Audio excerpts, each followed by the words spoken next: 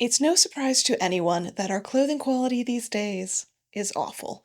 After just a few wears, the fabric is full of holes, stained, and holding on to smells, and anything light-colored is just see-through. Yet they keep raising the prices over and over. It's easy to blame it on fast fashion, but that doesn't help us right now, and it doesn't seem to be helping long term either.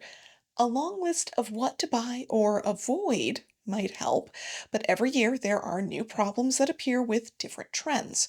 So let's talk about how fabric gets produced from start to finish and all the shortcuts that end up in our closets and on our furniture. This is the first in a series of Why Things Suck videos that I want to do on different products. So be sure to let me know what you want to see more about next. Fabric is all around us constantly. There's very few hours of the day we aren't dealing with clothing, sheets, furniture, and more. And honestly, the construction doesn't matter if the fabric is terrible quality to begin with, but it's really difficult to know what to even look for. Frankly, a list of good versus bad won't do it. Some fabrics are amazing at one thing but terrible at another. Workout clothing isn't made from the same stuff that our sofa is for good reason. But we're so far removed from the process of how fabric is made that we don't even know why that's the case. So let's dispel the mystery around fabric and hopefully make some better choices with our purchases. After all, quality is essential these days. And speaking of quality, I want to introduce the sponsor for today's video, Sundays for Dogs. If you've been watching my channel for a while, then you'll have come across Bailey. She turns 17 later this year, and this cuddly fluff ball is just as stubborn as always.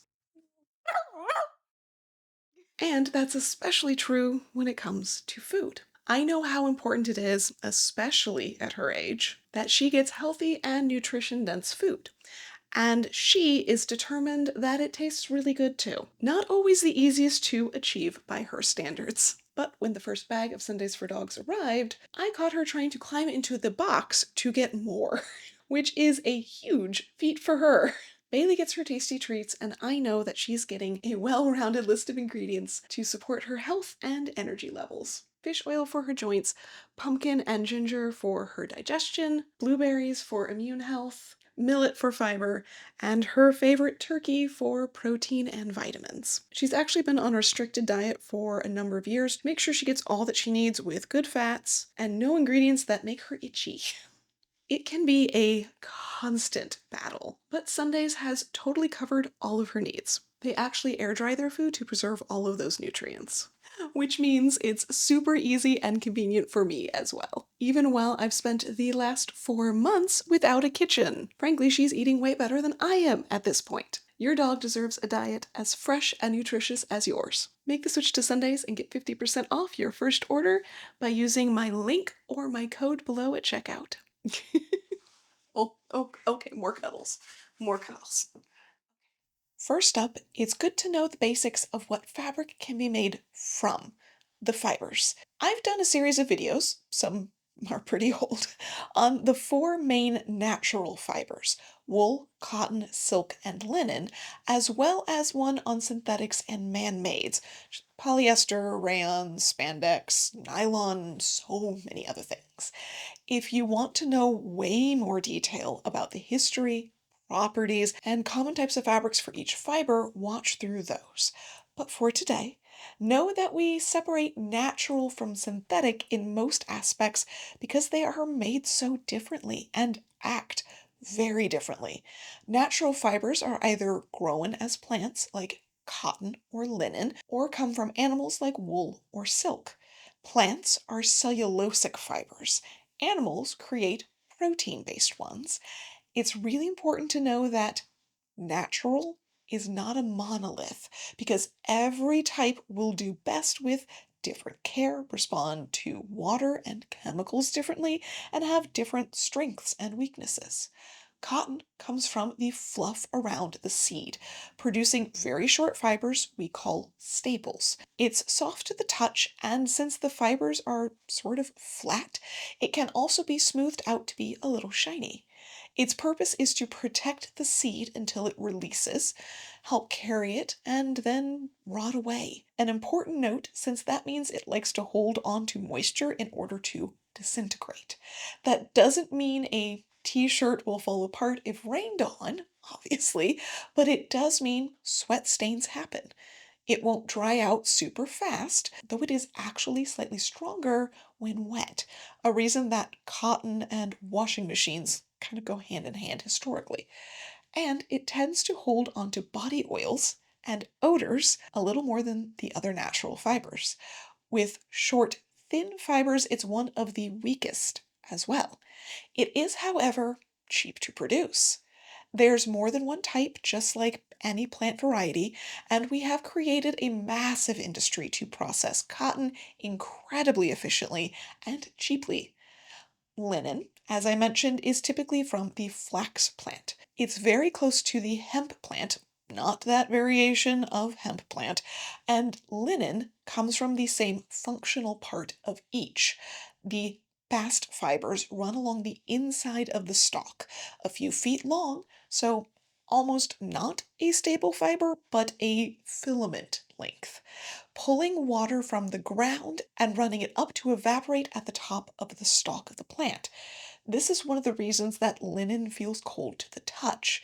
It immediately wants to take your excess moisture and evaporate it, hence its popularity as a summer textile.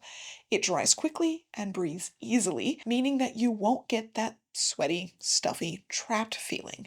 It's also much stronger than cotton, commonly being used to make canvas for tents and ships' sails in the past. Wool can come from many different animals, but most often we encounter sheep, goat, and rabbit, cashmere and angora for some of those product names. It's shorn or removed from the animal in a non harmful way, compared to hide based furs and leathers, which are usually byproducts of the meat industry, and I'll do a whole video on that later. As it's the fur or hair of an animal, it can have varying qualities based on the things needed, like resistance to water, cold, etc. It's generally a scaly fiber, so it grips itself well. Some are also coiled, so they're extra grippy. The texture and sometimes the lanolin, a fat produced by sheep, much like the oils in our hair or other oils from different animals, helps the wool to initially resist water, but eventually the fiber absorbs a lot while staying dry to the touch. In general, wool is insulating, meaning it can keep cold or heat from passing through, and is also fire resistant. It can burn, but it smolders instead of catching flame. It's also fairly sanitary against the body as it resists absorbing oils and fats. Over the last century, we've demanded softer and softer wool products, so we've actually shifted to different breeds or bred out qualities entirely. While this may seem a net win, it does also make the fibers less strong, particularly when it comes to abrasion, and often less water and wind resistant. So, great for sweaters, less great for a good winter coat. Silk from the cocoons of silkworms is known for its sheen. The fiber is incredibly long and smooth, a great example of a natural filament, which makes it strong. It's also insulating, but does not deal nearly so well with moisture. It will absorb water, but doesn't really know what to do with it, meaning sweat stains, and it feels a bit stifling. This can be adjusted depending on the rest of the process, as we'll see. Rayon is the weird one, straddling the middle between natural and synthetic because it's essentially a plant mush, cellulose, that is extruded like a synthetic. This includes its various names that are either company trademarks or processes like viscose or tensile. Again, go check out the video covering all of those names. Bamboo is just the source of the plant matter and does not affect the final attributes. It's similar to cotton in most ways, though it can be extruded to be long and flat like silk, hence its origins as artificial silk. While more washable and cheaper than silk, it is also heat sensitive, so throwing it in a dryer isn't your best bet. It will shrink repeatedly. You can steam it back pretty well, though. Synthetics can't be easily defined in the same way. They all have a plastic base, but it's their extrusion process and later steps that give them variety. For extrusion, think of it like Play Doh. It can come out in infinite shapes, which we keep inventing and patenting for their qualities. Some will do better at wicking away moisture, others will be insulating or stronger. It's extremely difficult to know exactly which qualities a polyester fiber has been processed to possess, to be honest. Inherently, it is plastic, so it will absorb oil and fat easily and resist water. Hence, body odor can be a major problem in synthetics, regardless of which type they are, as can sweating and temperature regulation. Notably, synthetics are also heat sensitive, so applying an iron to the fabric can actually melt it in some cases. Just something to pay attention to. Outside of goals of being cheap, most synthetics are attempting to combine features of natural fibers that are either more expensive or don't exist in just one of the fibers, which is also why they are commonly blended, especially with natural fibers. All of the mentioned previously can be blended as well. A cotton linen will be softer than linen, but better at heat and moisture than cotton. Anything blended with silk is shinier. A wool silk can be soft but almost luminescent. Rayon is used as a cheap replacement for silk in blends for the same effects. Some synthetics will add stretch. Spandex is most common. Just know that even before spinning or weaving or any other steps, every type of fiber listed on those tags inside will have inherent qualities. They can be played up or down, mixed up a bit, or added to. Also noting that some of the labels like organic or bamboo are more about sourcing and growing. The qualities won't be different, but the process of creating or obtaining the fibers might be less environmentally impactful. I say might because there's really no restrictions on using those sorts of terms. Obviously, the process of collecting or manufacturing all of the fibers varies. One of the steps that is universal is a process to lay the fibers parallel to each other in order to twist them into threads.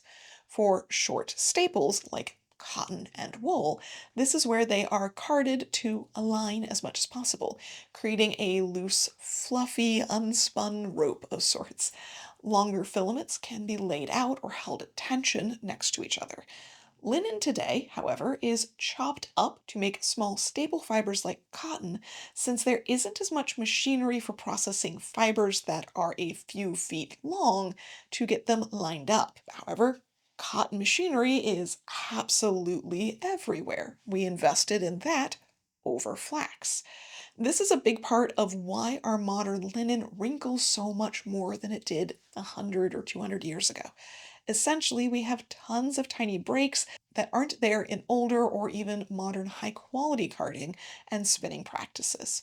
The spinning process can affect the texture and strength of the final fabric. Over twist will get you nubby textures, just like twisting your hair up really tight. Combining tight and loose threads will get you loops, like boucle.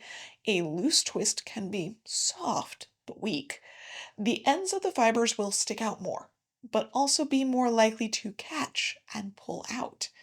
Multiple variations can be made into one fabric, so it's not an end all be all.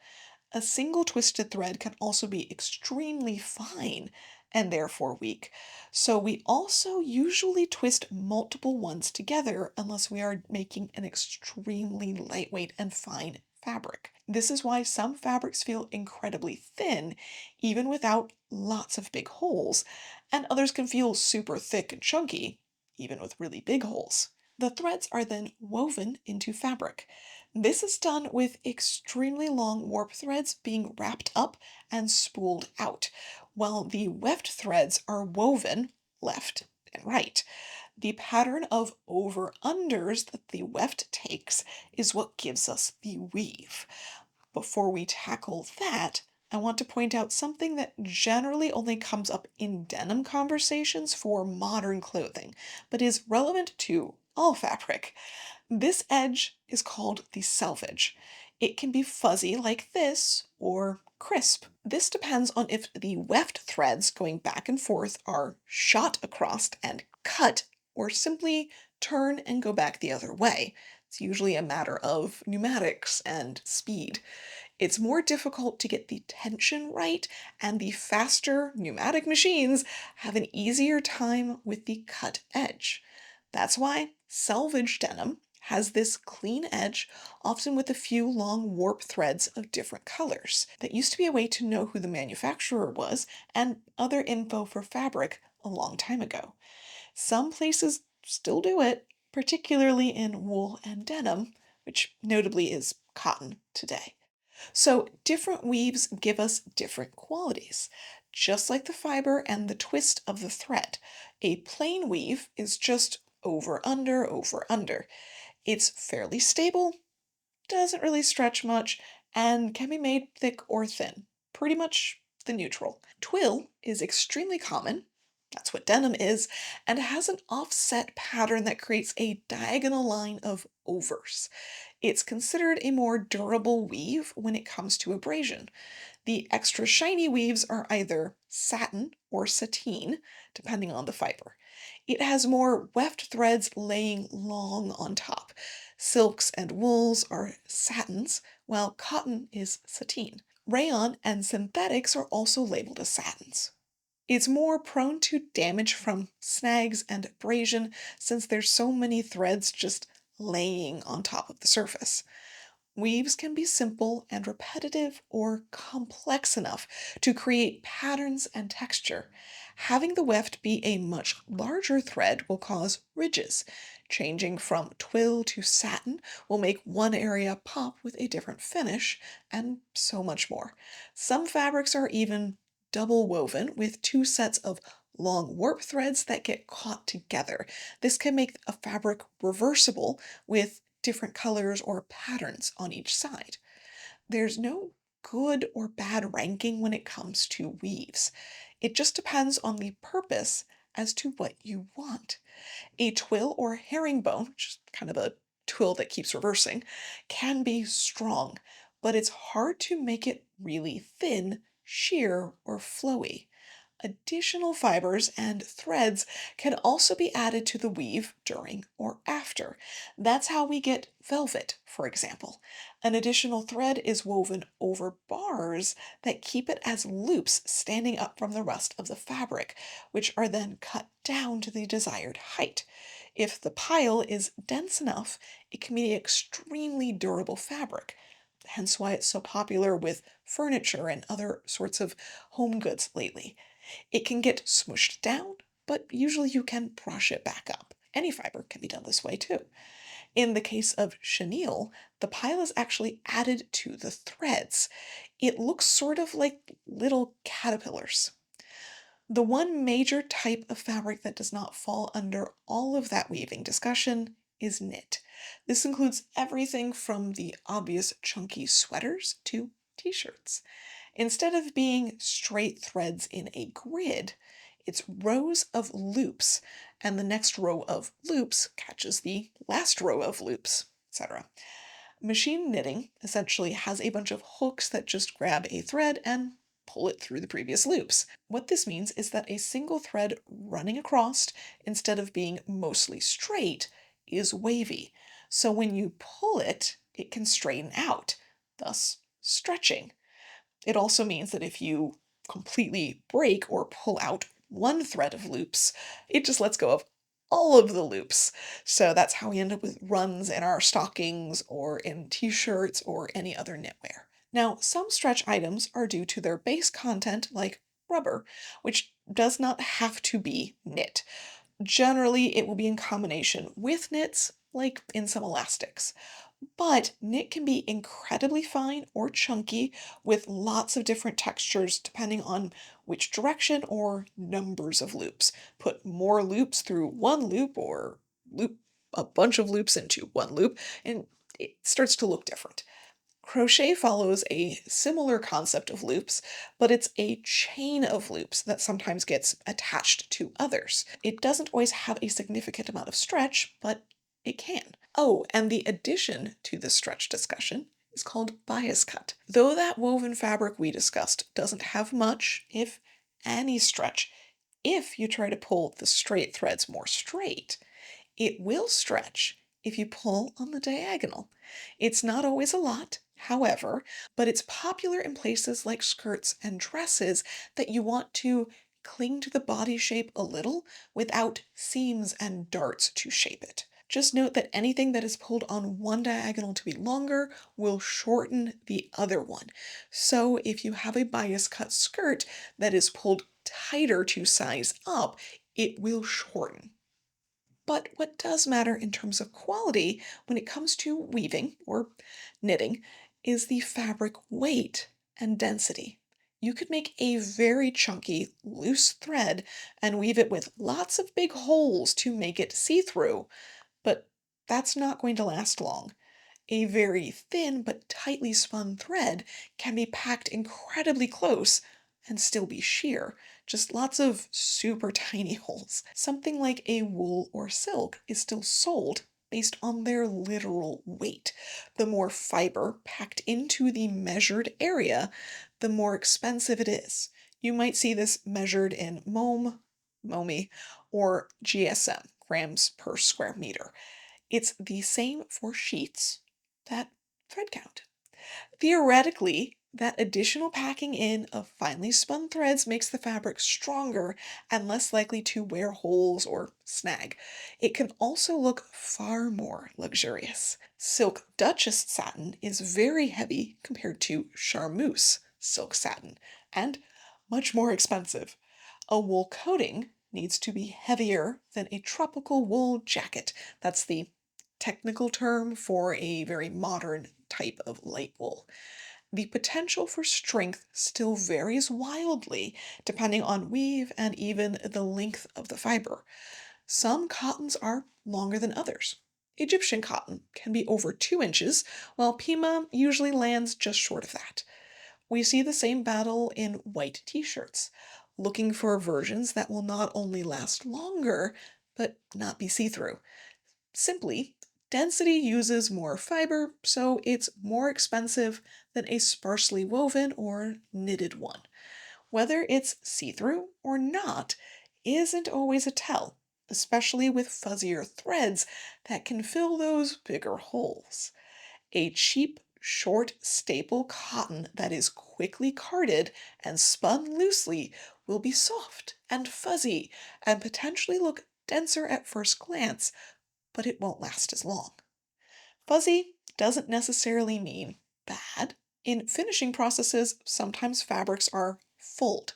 This is a brushing of the fibers, sometimes only on one side of a woven fabric, that causes them to fluff up for the purpose of density, warmth, waterproofing, etc. The difference is that the weave underneath is still good quality and not sparse. It's also different from felted fabrics, which are not woven, just loose fibers that are gripping each other. Mostly, fulling is done on cotton and wool because these have those short fibers with lots of ends to pull out. That is also the reason why we get pilling.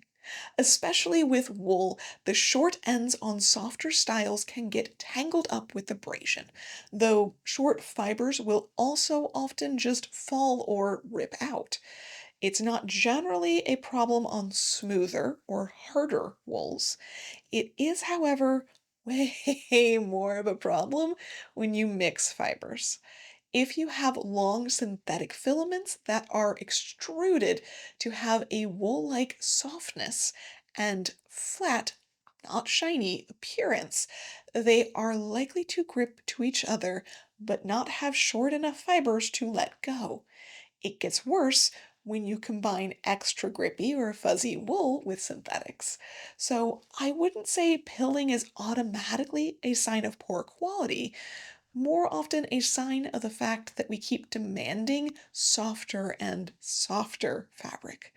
It's much the same reason we're told not to wash and machine dry wool.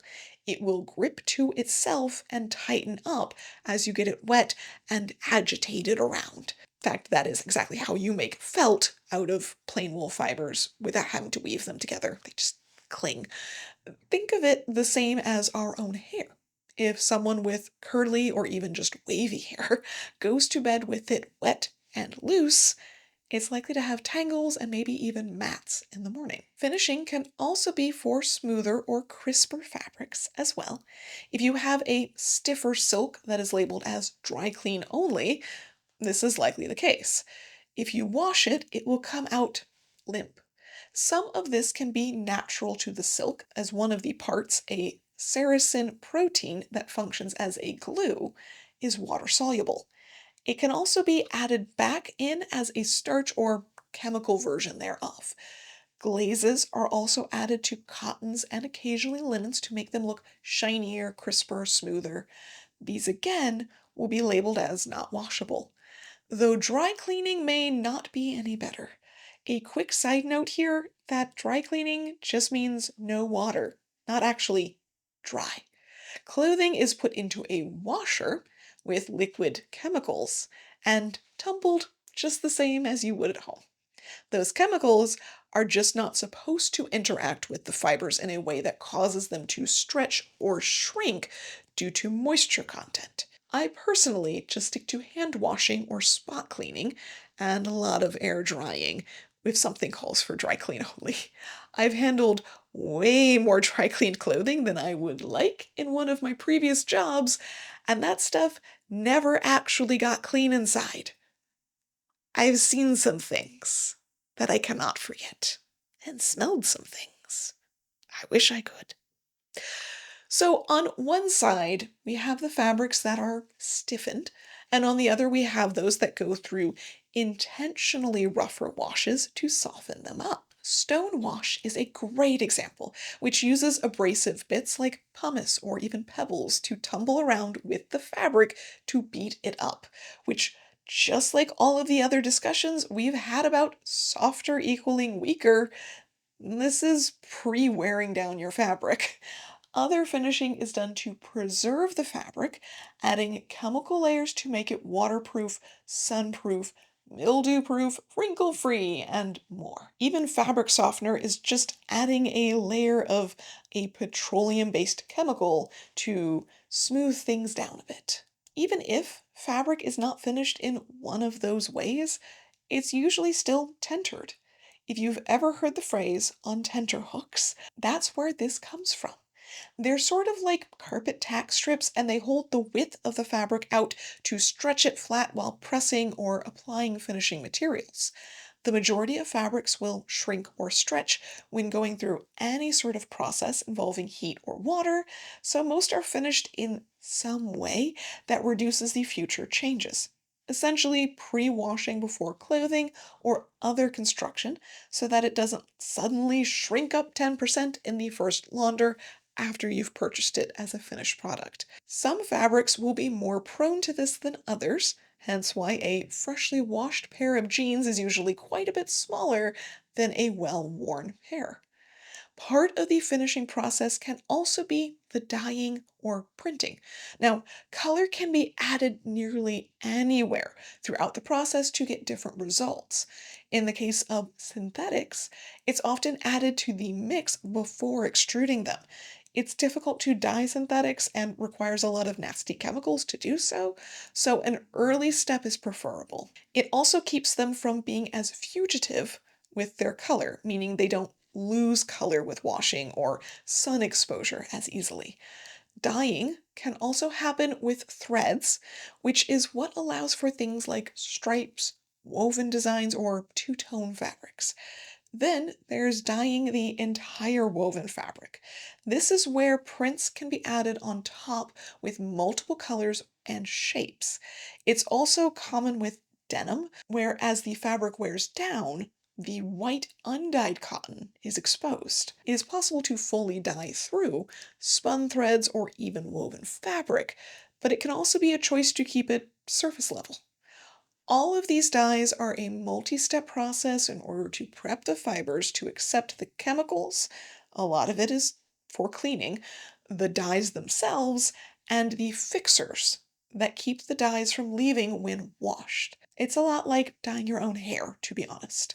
There's no ranking of which method is better, but it is going to affect the best way to care for clothing. It used to be common to never wash reds and whites together, for example, because you'd end up with a whole bunch of pinks, but modern fixatives and the use of more and more synthetics make it less of an issue. In the end, fabric is incredibly complex and the variety is infinite, but knowing what you want your fabric to accomplish can help you look for the best options.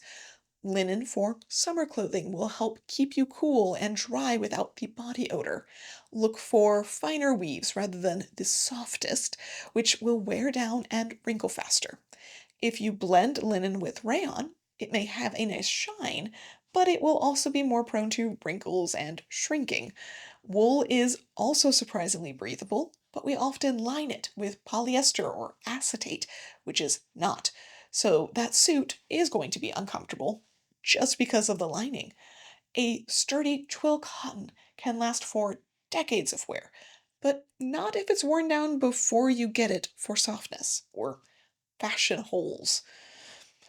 Wool socks are going to keep your feet from smelling as bad as cotton ones do. A cotton velvet sofa may be more durable than a plain weave of the same fiber, but a wool velvet, or more likely a wool pile rug, is going to last even longer. Pilling of your sweaters or trousers is because of the blends and matte finish we want for more fuzz and softness. It's a sacrifice you have to be willing to make. However, there are always things to look out for when it comes to shortcuts. Thin is not bad, but if it's thin because it's a bunch of holes, that's not ideal. Synthetics are always there to cut down on cost, exception of adding stretch. If you want something like a winter coat that will last a long time and you're paying for that purpose, consider if they lower the price appropriately if there's a blend to that. Polyester, nylon, spandex, or even rayon fabric should not be expensive. The construction method might be, but if it's just a plain garment, no. And speaking of, that will be the next part of this series coming in the near future. We have a better idea of what goes into our clothing and other soft goods. So, what about the construction and fit? What red flags of quality show up there? And if you want to keep an eye on what's coming next, or if this video stirred a ton of questions for you, go check out my Patreon.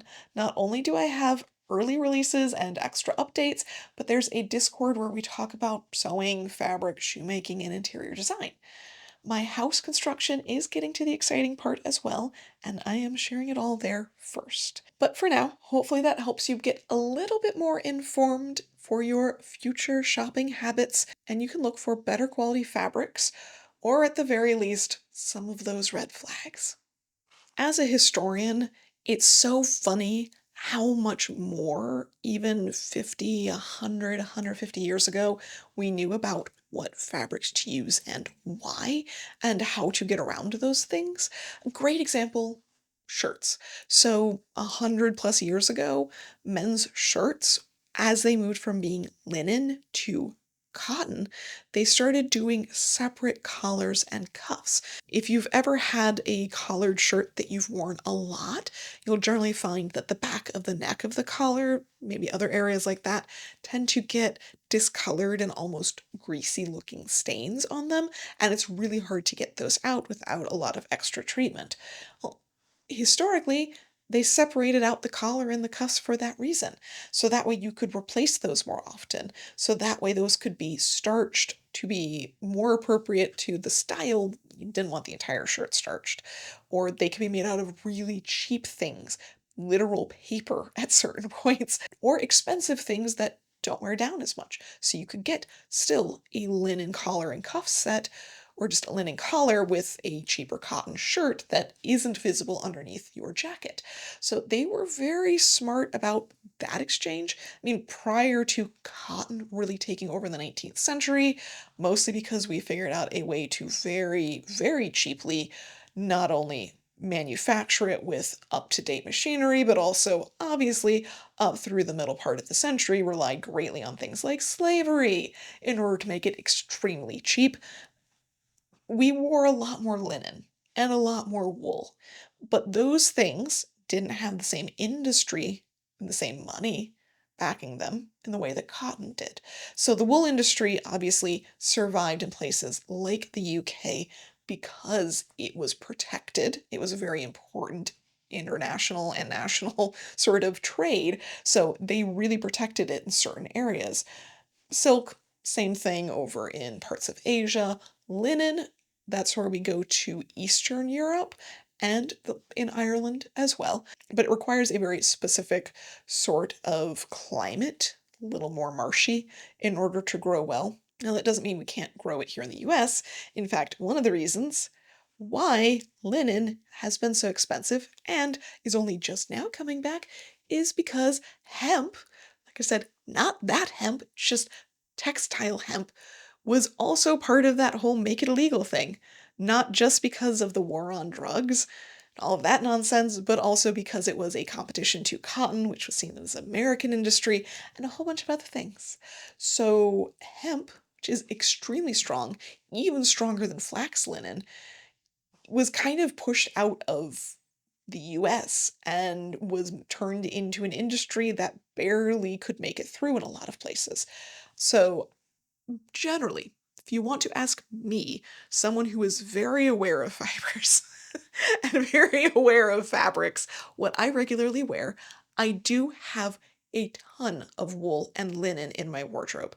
I do have cotton, like this shirt, but I tend to stick to cotton button-up shirts like this more so than anything else. In fact, I have a lot of linen t-shirts rather than cotton t-shirts because if I'm wearing a t-shirt, it's because it's hot outside and I'm sweaty. I'd rather have a slightly scratchier, rougher t-shirt that does not show through sweat stains and doesn't smell bad. But just in general, a wool t-shirt is also an option. Wool underwear, I do wear wool underwear entirely at this point. Way, way better than cotton underwear in my opinion, on so many levels. So, yes, I do take my own advice in that regard, not just in the clothing that I'm making, but also in the clothing that I'm purchasing. I avoid synthetics so much. Even in linings, I will always double check what the lining is because so much of the time you'll get a linen jacket or something and it will have a synthetic lining. What is the point? Why? So I at least make sure that the lining is cotton or rayon at the very least. It's just something to always be aware of. The first thing I do after opening up any garment or any household good product listing is to look at what it's made out of every single time. Because it doesn't matter what it looks like, doesn't matter how interesting it is, how great the color is, if it's something synthetic that I will not enjoy wearing. And it also means that my clothing lasts a really long time. The majority of clothes that I have, I've had for 5, 6 years, and they look pretty much brand new. Whereas I have synthetic things that I bought about the same length back, and they're stained, they've absorbed oils. I had some rayon shirts that I absolutely adored, but I had to get rid of recently because they're just greasy in spots that will never get clean. If you're wondering why you can't get your clothes clean, if you're wondering why you smell even when you're wearing deodorant, why your feet smell even though you're wearing socks, like I said, we'll eventually get into leather and shoe stuff. I know I've talked about why high heels don't work, but just shoes in general, I feel like also needs a lot more discussion. It it may not be you or your body. It may be the clothing. It may be the fact that companies just throw in plastic and everything. And it's not to say that you can't have good synthetics. They can be functional for many reasons. Obviously, if you want a raincoat that is going to be incredibly waterproof, synthetic makes sense. Exercise gear, I still prefer wool if I can, but synthetic, it's fine as long as it is on the more proprietary, expensive side when it comes to, oh yeah, we made this with a certain type of spiral that really encourages a wicking away of the moisture. So it is possible, but I'm gonna be honest with you, wool things, like wool bike shorts that I've got to wear under skirts in the summer, that sort of thing, I don't end up with the same sweat stains. I don't end up feeling damp and gross. And if I could switch all of my exercise gear to full wool, I would. Oh, linen would also be great. Ooh. Usually the linen t-shirts and linen knits are a little more sparse. They're not as fine. So if you could like combine linen and wool, the stuff that's coming in knits for wool is merino wool, which is inherently a very fine wool. So we're not talking about big, scratchy, stiff stuff. It's not itchy at all. Like I said, I wear wool all the time against my skin, and I'm allergic to it. It doesn't bother me in merino wool knits, for example, but something like this, if it was straight up against my skin, would start to itch. I'm also extremely allergic to angora. So also, if you're allergic to wool, check which animals. I am not allergic to alpaca. I'm moderately allergic to sheep and extremely allergic to rabbits. It's all a little bit different. Check that out. There's huge variety. Found out also not allergic to yak. Think about what purpose you want out of your textiles and look for those appropriately. Try to find things that are labeled correctly. When something's super expensive and full of synthetics, ask why. Unless it is very high tech exercise gear or something along those lines, it's just doing it to make it cheaper, which again is fine if the price is reflective of that. If they're charging as much as another company for a full wool coat, ugh. And the same thing goes in general. The wool coats that you're getting from one brand that's half the price of another might be that they're the same quality, it might be that they aren't. So it's really hard to tell, like I said, how much fiber is packed in there. Most of the time, they don't tell you things like that, but you can kind of feel it in your hand, whether it feels really solid or kind of almost like an open net. So get hands on with things. Don't be afraid to return them if they're not good quality, but more so, better bet for everybody in the environment and always is read all of the descriptions before you buy anything. Double check what the fibers are, try to look at the closer shots, request from brands that they give you more close-up shots of the fabrics. That would be wonderful, right? So we could tell what they're going to feel like. Get used to that. Just kind of spend some time connecting how the clothing feels and what it looks like in pictures. So that way, even if you aren't able to shop in person, you can get a good idea of whether you might like something or not. But just know that textiles in general are way worse quality than they used to be because companies are able to get away with it, because we don't know better, because people will buy things regardless, and they will buy things because they're on sale, because they're cheap. So it isn't going to be the case where one company suddenly appears and goes, everything's amazing quality and we'll charge you a very moderate price. Because when that happens, those companies eventually get bought out. Everlane. So try to purchase the best things you can for you, as well as for hopefully some of the numbers that come back to those companies to know that no, more people do want that. Just like that's what happened with linen and real wool coats. People demanded it, people talk about it on TikTok and other media. They share that, they explore those options, and the message is getting back to companies. But how much it turns into greenwashing is going to completely depend on us having decent knowledge of these things. So, that is why the Everything Sucks Now series has begun. We've now covered fabric, soon to cover the construction, fitting, and the rest of the process of clothing, and we will move on to many other things in the near future.